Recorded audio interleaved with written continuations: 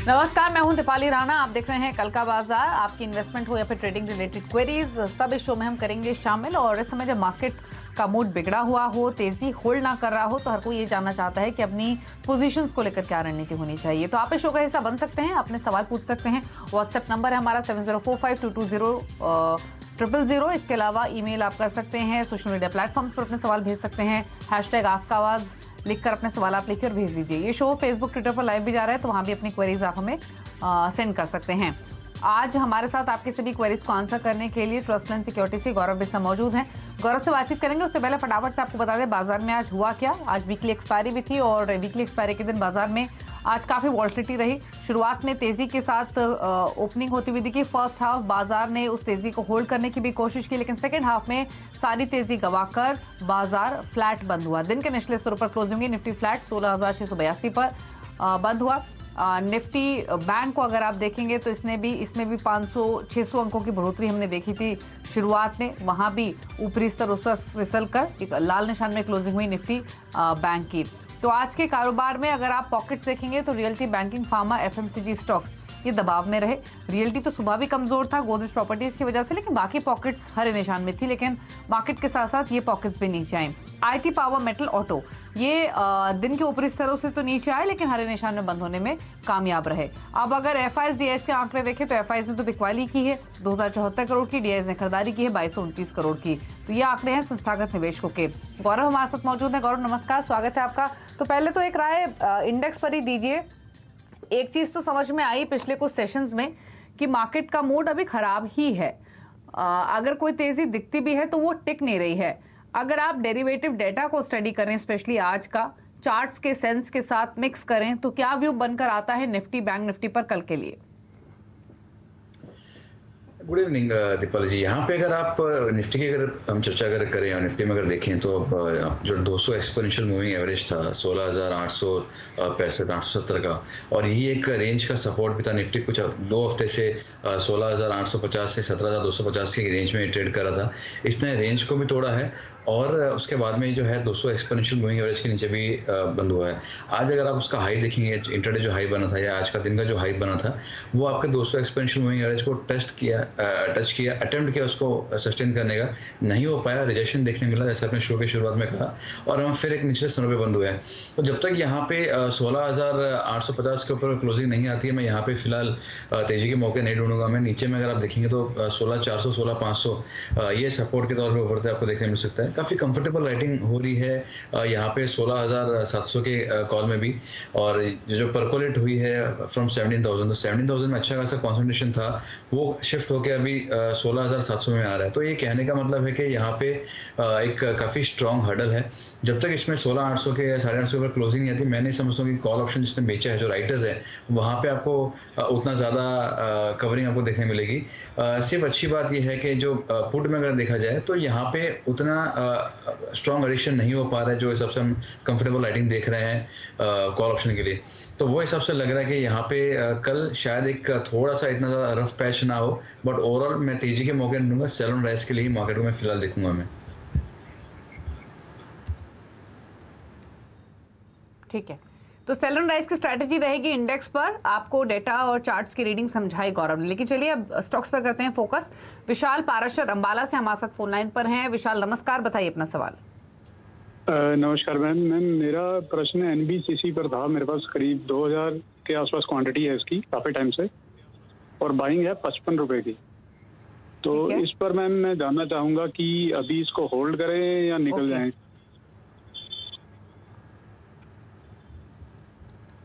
55 रुपए की आपकी बाइंग है, नुकसान में तो है काफी आप, क्योंकि 36 रुपए पर कर रहा है इस ट्रेड पर। पूछ लेते हैं क्या सजेशन है गौरव का। गौरव बताइए, लॉन्ग टर्म इन्वेस्टर है, तभी इन्होंने होल्ड भी किया, ये 55 रुपए का खरीदा हुआ 36 रुपए के भाव तक भी। अब क्या सजेशन है स्टॉक पर? देखिए, स्टॉक में अगर मैं इसके वीकली चार्ट्स पे अगर देख रहा हूँ तो एक अच्छा खासा ब्रेकडाउन हमको देखने मिला 40 के यहाँ पे, वो ब्रेकडाउन होने के बाद में स्टॉक जब 35-36 से पिछली बार आया था, वहाँ से राइज करके फिर वहीं पे रिटेस्ट करके और रिजेक्शन लेके फिर नीचे गया है। तो यहाँ पे मैं कहूँगी आसार उतने अच्छे मुझे फिलहाल तो नहीं लग रहे हैं। और अगर इसके वीकली चार्ट्स भी अगर देखेंगे तो सभी मेजर मूविंग एवरेज के नीचे ही ट्रेड कर रहे हैं। तो अगर आपको चाहिए तो आप एक स्ट्रिक्ट स्टॉप लॉस 30 का लगा लीजिए, उसके नीचे अगर आता है तो आप एग्जिट कीजिए। कोई भी उछाल अगर आपको देखने मिलती है तो वहाँ पे आप एग्जिट के मौके ढूंढिए। ये स्टॉक फिलहाल जो है लॉन्ग टर्म के लिए भी उतना अच्छा नहीं लग रहा है, क्योंकि सभी मूविंग एवरेज के नीचे ट्रेड कर रहे हैं। तो आप एग्जिट के मौके ढूंढिए ऊपरी लेवल्स पे। 30 रुपये का स्ट्रिक्ट स्टॉप लॉस निकलने में सुझाऊंगा। ओके, ओम प्रकाश से बातचीत करते हैं, जयपुर से हमारे साथ। ओम प्रकाश जी नमस्कार, आपका सवाल क्या है, कौन सा स्टॉक है आपके पास? हाँ नमस्कार मैम, मेरा सवाल है मैम, मेरे पास इंडिया बुल्स रियल एस्टेट के 440 शेयर पड़े हैं 136 पे। अभी मुझे क्या करना चाहिए, निकल जाना चाहिए? काफ़ी लॉस हो रहा है मुझे। हाँ, लॉस तो हो रहा है काफ़ी, क्योंकि अब तो ये स्टॉक 80 रुपये पर आ चुका है। और अगर हाइज से कंपेयर करें तो अब तो इसके हाइज ऑलमोस्ट 100% दूर हैं। हालांकि 50-60% ये नीचे आ चुका है, क्योंकि 175 तक शायद ये स्टॉक गया था, 80 रुपये पर कर रहा है ट्रेड। तो नुकसान तो इसने काफ़ी दिया है इन्वेस्टर्स को। इंडिया बुल्स रियल क्या करना है आपके हिसाब से, लॉन्ग टर्म के हिसाब से गौरव? देखिए सभी टाइम फ्रेम्स में स्टॉक जो है काफ़ी वीक लग रहा है। सभी टाइम फ्रेम्स में स्टॉक जो है वो मेजर मूविंग एवरेज चाहे 55, 89, 200 में देखूं उसके नीचे ही ट्रेड कर रहा है। तो ये डेफिनेटली एक अच्छा संकेत नहीं है। ब्रेकडाउन हमको इसमें देखने मिले थे, तो ये जो स्टॉक है यहाँ पे आपको एग्जिट ही करना चाहिए। अगर आपको लगे कि मैंने काफ़ी ऊपरी लेवल की मेरे बाइंग है, मैं थोड़ा और होल्ड करना चाहता हूँ ताकि एक बाउंस मिले तो वहाँ पे एग्जिट करूँ, तो 72 के स्ट्रिक्ट स्टॉप लॉस आप होल्ड कर लीजिए। बट इसमें आप लंबे निवेशक बने नहीं रहिए, कहीं और भी पैसा डालेंगे तो वहाँ पे आपके लिए चांसेस ज़्यादा होंगे। 72 के स्ट्रिक्ट स्टॉप लॉस से बने रहिए, उछाल में एग्जिट के मौके ढूंढिए।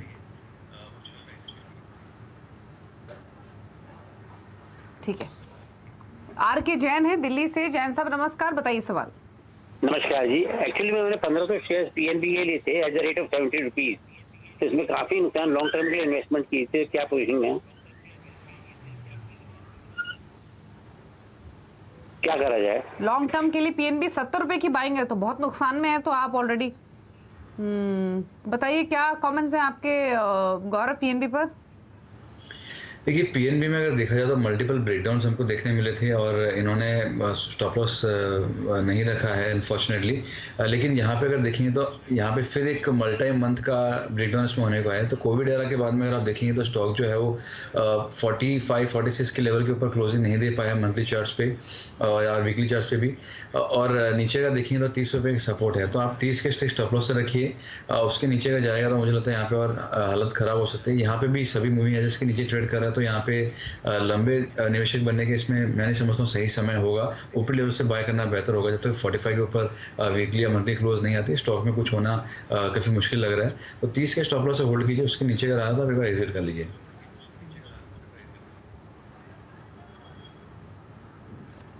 ठीक है, तो ये आपको सजेशन मिला है स्टॉक पर। और अब एक और कॉलर से बातचीत करते हैं। ये सवाल पूछ रहे हैं वीके शाह, वलसाड गुजरात से। शाह साहब नमस्कार, आपने कौन सा स्टॉक खरीदा है? हाँ जी नमस्कार, मैंने IEX खरीदा है, अच्छा रिजल्ट देख के। इंडियन एनर्जी एक्सचेंज 300 लिया है। हेलो, तो ये क्या लॉन्ग टर्म के लिए खरीदा आपने या सिर्फ शॉर्ट टर्म ट्रेडिंग रिजल्ट्स के पर्सपेक्टिव से? ऐसा लॉन्ग टर्म मीडियम टर्म ऐसा तो नहीं, थोड़ा प्रॉफिट मिले इसलिए लिया है कि 20% के आसपास का प्रॉफिट मिले, 20-25%। और उसका रिजल्ट देखा तो अच्छा आया है इस टाइम भी।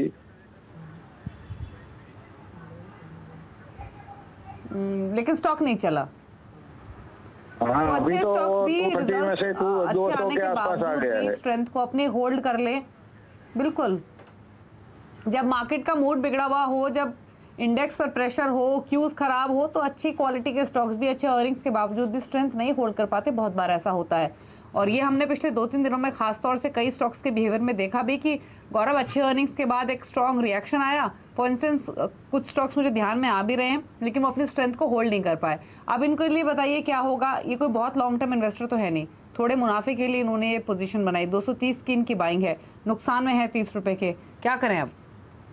देखिए 2 या 3 चीज़ें हैं कि आपने अच्छा कहा कि काफ़ी बार ऐसा हो रहा है कि स्टॉक्स जो है नतीजे अच्छे आ रहे हैं लेकिन वो सस्टेन नहीं कर पा रहे हैं। यहाँ पे अगर आप निफ्टी देखिए, निफ्टी मिड कैप इंडेक्स देखिए या निफ्टी स्मॉल कैप इंडेक्स देखिए, सभी जो है वो डाउनवर्ड ट्रेंड में ही चल रहे हैं। तो इसके लिए काफ़ी सारे स्टॉक्स हैं वो ऊपर ज़्यादा परफॉर्म आपको करने में देखने नहीं मिल रहे हैं। रही बात इनकी कि इन्होंने बाइंग जो ऊपर लेवल्स पे की है और इनका जो नज़रिया था वो 20 से 25% का था। तो अगर उसके सेम इक्विवेलेंट में अगर ये नीचे आ गया है स्टॉक तो वो हिसाब से मैं कहूँगा कि एग्जिट करना ही बेहतर होगा, क्योंकि अगर आप 20-25% के लिए प्ले करें लेकिन नीचे में आप 30% 40% के लिए भी होल्ड कर रहे हैं तो ये जो डिसिप्लिन है ये आपको आगे बहुत बड़ा नुकसान दे सकता है। तो यहाँ अगर आपको चाहिए तो आप 180 के स्टिक स्टॉप लॉस से होल्ड कीजिए और कोई उछाल देखने मिलता है आप उसमें एग्जिट कीजिए, क्योंकि अगर आपके टारगेट के ज़्यादा अगर स्टॉप लॉस हो रहा है तो वो आपको लॉन्ग टर्म में कोई पैसा नहीं बना के देगा। ठीक है, विजया हमारे साथ है फोन लाइन पर चेन्नई से। विजया गुड इवनिंग, बताइए अपना सवाल। गुड इवनिंग मैडम, मेरे पास NLC India at the rate of 86 है 100 शेयर, और मैं एक और सवाल पूछना चाहती हूँ। टाटा स्टील के शेयर स्प्लिट होने वाले हैं जिसका आज 1300 रुपए तक भाव गया था, तो वो ले सकते हैं क्या अभी इस भाव में? पूछ लेते हैं। तो 2 सवाल आपके लिए, एक तो NLC इंडिया में क्या करना है, 86 की बाइंग है, और टाटा स्टील में नई पोजीशन ले सकते हैं क्या? देखिए NLC इंडिया में काफ़ी बेहतरीन चार्ट्स है। इसमें अगर आप देखेंगे तो एक अच्छा टुवर्ड्स 70-80 का अच्छा एक वॉल्यूम बेस्ड ब्रेकआउट हमको देखने मिलता है वीकली चार्ट्स पे। तो यहाँ पे पॉसिबिलिटी है कि अगर ये 75-76 को होल्ड करता है तो एक बार स्टॉक जो है वो एक बार 100 लेवल से एक बार टेस्ट कर सकता है। तो काफ़ी अच्छा स्टॉक है, वॉल्यूम भी यहाँ पे सपोर्ट में है, तो आप इसमें आप बने रह सकते हैं। अब रही बात कि आप टाटा स्टील में आपको क्या करना चाहिए, तो मैं कोई भी फंडामेंटल एस्पेक्ट के ऊपर मैं नहीं लेता हूँ क्योंकि मुझे फंडामेंटल्स उतना समझ में नहीं आते। मैं टेक्निकल पैरामीटर्स ही देखता हूँ। टेक्निकल पैरामीटर्स भी कहते हैं कि high beta stock in a weak environment आपको फिलहाल तो नहीं लेना चाहिए। यहाँ पे अगर आप देखेंगे तो यहाँ पे काफ़ी एक स्ट्रॉन्ग हडल है इसका 1400 रुपये के आसपास में, एक अच्छा रिजेक्शन हमको देखने मिला है। तो यहाँ पे फिलहाल आप अवॉइड कीजिए, सिग्नल्स आने दीजिए कि यहाँ पे थोड़ी स्टेबिलिटी आ रही है, उसके बाद आप बाई कीजिए तो बेहतर होगा। एट करंट जंक्शन में अवॉइड करूँगा टाटा स्टील के लिए।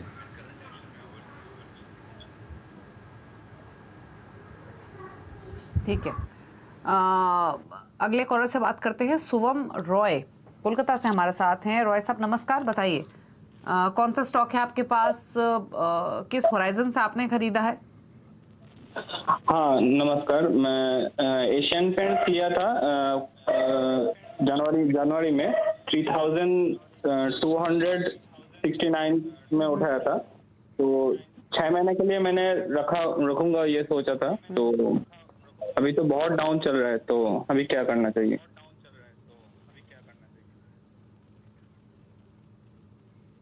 ठीक है, एशियन पेंट्स 3270 की बाइंग है, जनवरी की खरीदारी है, 3000 पर कर रहा है ट्रेड, 200 रुपए नीचे इनकी खरीदारी के भाव से। तो बताइए क्या सजेशन रहेगा इस स्टॉक पर, रख सकते हैं थोड़ा समय ये, तो क्या करें? देखिए अगर इनको थोड़े समय के लिए है तो मैं कहूँगा ये स्टॉक उतना आपको मुनाफा दे मुश्किल लग रहा है, क्योंकि आपने टॉप पे लिया है। तो यहाँ पे अगर कोई भी उतार चढ़ाव अगर आता है मार्केट में तो यहाँ पे आपको थोड़ी प्रॉफिट बुकिंग और देखने मिल सकती है। लेकिन अगर आपका नज़रिया लॉन्ग टर्म का है तो उसमें स्टॉक जो है काफ़ी बढ़िया लग रहा है। मैं अगर इचिमो को इस्तेमाल करता हूँ तो वहाँ पर जब भी एक कंपाउंड की जो वहाँ पर आता है वो टच करके ऊपर जाता है, तो वो एंगल से अगर कहें तो उसका स्टॉप लॉस थोड़ा डीप आ रहा है, 2500-2600 का आ रहा है। तो अगर आप लॉन्ग टर्म निवेशक हैं तो आप इसमें बने रहिए, आपको अच्छा पैसा बनेगा। अगर आपका शॉर्ट टर्म का नज़रिया है तो मैं कहूँगा कि आपको 2800 के या 2850 के स्टॉप लॉस रखिए। अगर ट्रेडिंग अगर मिलता है तो आप उसमें देख लीजिए, क्योंकि अदरवाइज यहाँ पे फिलहाल कंसोलिडेशन देखने मिलेगा। यहाँ पे स्ट्रॉन्ग आउट परफॉर्मेंस मुझे फिलहाल इसमें नज़र नहीं आ रहा है। ठीक है, दिनेश हमारे साथ आप नोएडा से। दिनेश जी गुड इवनिंग, बताइए सवाल। नमस्कार मैम, मैंने HDFC बैंक के शेयर खरीदे हैं, 30 शेयर खरीदे हैं 1518 में, और मुझे 3 महीने के लिए करने चाहिए। कब खरीदा आपने ये? मैंने खरीदा था 20 अप्रैल करीब। हेलो, थोड़े दिन पहले खरीदा था, 1518 की बाइंग, 3 मंथ्स का व्यू। अभी तो नुकसान हो रहा है आपको, आपके भाव से तो नीचे है काफी ये स्टॉक।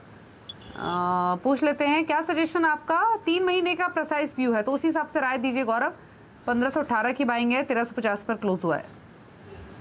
देखिए, अगर 3 महीने का नज़रिया तो यहाँ पे स्टॉक में कंसोलिडेशन आपको और भी देखने मिलेगा, क्योंकि डेली चार्ट्स पे सभी मेजर मूविंग एवरेज के नीचे ट्रेड कर रहा है। एक छोटा सा ब्रेकडाउन हमको देखने मिला था। यहाँ पे जो इमीडिएट इसके सपोर्ट्स आ रहे हैं वो है 1295 1300 के, तो वो आपके लिए स्टॉप लॉस होगा।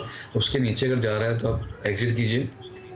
कोई भी उछाल देखने मिलती है तो आप एग्जिट के मौके ढूंढिए, क्योंकि 1450 से 1500 के बीच में से काफ़ी मेजर हर्डल्स वगैरह हैं, तो उतना इजीली पार हुआ लग नहीं रहा है फिलहाल 3 महीने के नज़रिए के हिसाब से। तो 1295 के स्टॉप लॉस आप एक बार इसमें होल्ड कर सकते हैं। ठीक है, कुणाल से बातचीत करते हैं। कुणाल चौधरी हमारे साथ अब नागपुर से। कुणाल नमस्कार, बताइए अपना सवाल।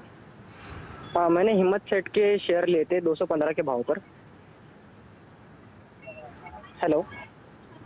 ओके, तो और आपका व्यू क्या है? लॉन्ग टर्म के लिए है ये? हाँ, 1-1.5 साल के लिए मेरा व्यू है उसमें।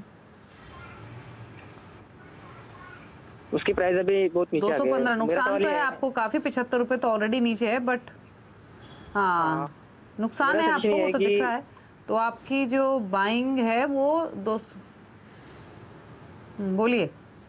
और इसमें बाय करना चाहता हूँ मैं, तो ये सही रहेंगे नहीं रहेंगे, आप बताइए। तो ये आपका सवाल है, सजेशन आप चाहते हैं गौरव से। तो गौरव बताइए, 215 की बाइंग 139 140 मान लीजिए स्टॉक कर रहा है ट्रेड, यहाँ एवरेज करना चाहिए क्या? देखिए, मैंने आपके शो में पहले भी चर्चा ये की थी कि मैं फॉलिंग स्टॉक्स को कभी एवरेज की सलाह नहीं देता हूँ मैं, क्योंकि आपके एवरेज हमेशा करंट प्राइस से ऊपर ही रहेगी, तो वो एंगल से आप हमेशा लॉस में ही रहेंगे। तो वो एंगल से मैं कहूँगा यहाँ पे आप बिल्कुल इसमें एवरेजिंग मत कीजिए। यहाँ पे मैं स्ट्रक्चर भी अगर देख पा रहा हूँ, इनका नज़रिया लॉन्ग टर्म का अगर है तो वीकली चार्ट्स पे डाउन ट्रेंड इसमें एक बार के लिए कन्फर्म हो चुका है। और इसमें भी अगर आप देखें तो मेजर मूविंग एवरेज जो है 55, 80 एंड 200 ये सभी के नीचे ट्रेड कर रहा है। इनफैक्ट एक डेथ क्रॉस ओवर होने की संभावना है, on the verge of death cross over है।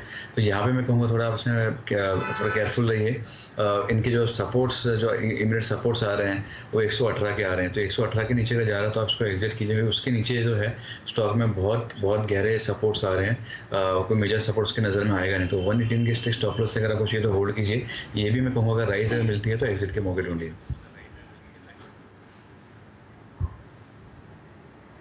ठीक है, उछाल पर निकलने की सलाह है, एवरेज बिल्कुल मत कीजिए, यही सजेशन रहेगा इस स्टॉक पर। रुक रहे हैं एक ब्रेक के लिए, लौटेंगे तो सोशल मीडिया प्लेटफॉर्म से करेंगे क्वेश्चंस को पिक। जल्द वापस आते हैं।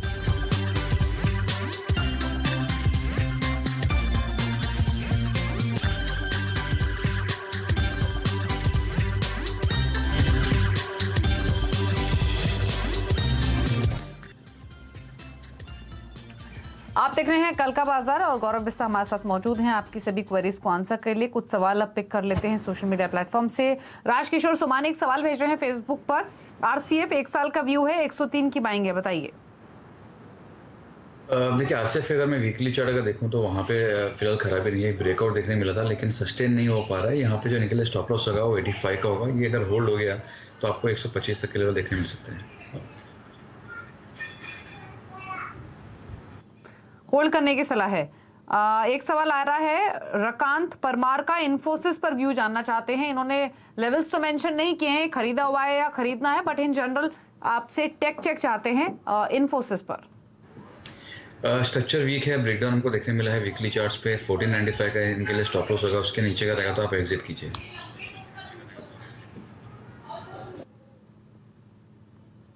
ठीक है, एक सवाल आया है हुकुम राम चौधरी का आईडीबीआई बैंक पर। 46 की एवरेज बाइंग है, जानना चाहते हैं क्या करें अब? यहाँ पे मैं कहूँगा फिलहाल एक बार एग्जिट कर रहा हूँ, बेहतर होगा। सभी अर्जेस के नीचे ट्रेड कर रहा है, ज़्यादा बड़ा इसमें लॉस नहीं है, एक बार एग्जिट करो बेहतर होगा। अजय भटनागर सवाल भेज रहे हैं, शिपिंग कॉर्पोरेशन ऑफ इंडिया पर 62 का बाइंग प्राइस है, तो मुनाफे में है फिर तो ये ठीक ठाक, जानना चाहते हैं होल्ड करें या निकल जाएं? मेरे सबसे पार्शियल क्वांटिटी आप बुक कर लीजिए और आप स्टॉप लॉस लगा लीजिए 108 का रिमेनिंग क्वांटिटी के लिए। यहाँ पे पार्ट क्वांटिटी बुक करके आप होल्ड कर सकते हैं।